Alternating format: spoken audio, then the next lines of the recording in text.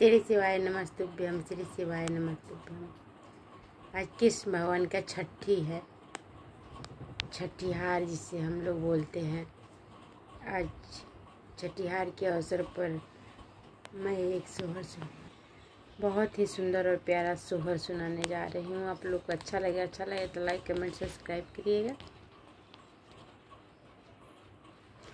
सीढ़ियानी सीढ़ियानी जाइल सासु के जगाइल हो, ए सासु सुत दीनाया पना पंजरिया दर्दिया से व्याकुल हो। ए सासु सुत दीनाया पना पंजरिया दर्दिया से व्याकुल।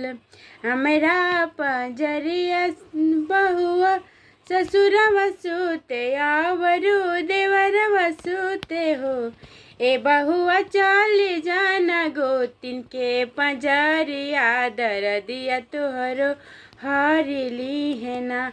ए बहुआ चली जाना गोतिन के पंजरिया दर्दिया तोहरो हरिली है ना।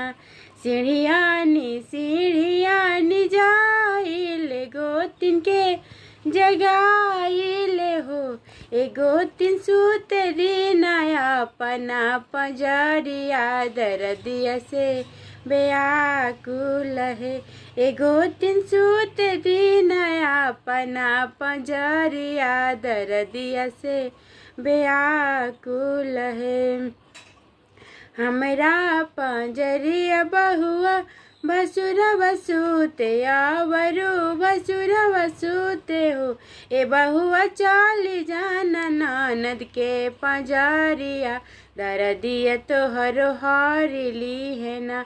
ए बहुआ चली जाना ननद के पंजरिया दर्दिया तोहरो हरिली है ना।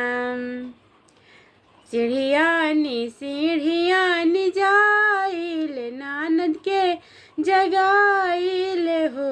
ए नानद सूत दीना गोरबा गोरा तानिया दर्दिया से व्याकुल है।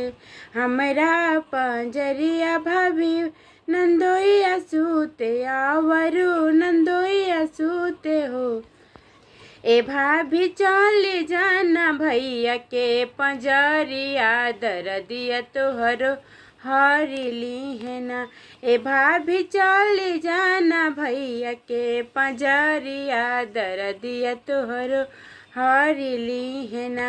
सीढ़ियानी जाइल प्रभु के जगाइल हो। ए प्रभु जी सूत दीनाया अपनी पंजरिया दर्दिया से व्याकुल हो। ए प्रभु जी सूत दीनाया अपना पंजरिया दर्दिया से व्याकुल हो। हमरा पंजरिया धनी मलिनिया सूते आवरु मलिनिया सूते हो। ए धनिया चली जाना चूल्ही के दुआरिया दर्दिया तोहरो राम हरि है ना। ए बहुआ चली जा ए धनिया चली जाना चूल्ही के दुआरिया दर्दिया तोहरो राम हरि है ना। सधी राती बीतले पहाड़ राती आवरु तिसारे राती हो। ए प्रभु जीसु कवाऊ गत होरिला जन में महलिया उठे सोहर हो। ए प्रभु जीसु कवाऊ गत होरिला जन में ले महलिया उठे सोहर हो।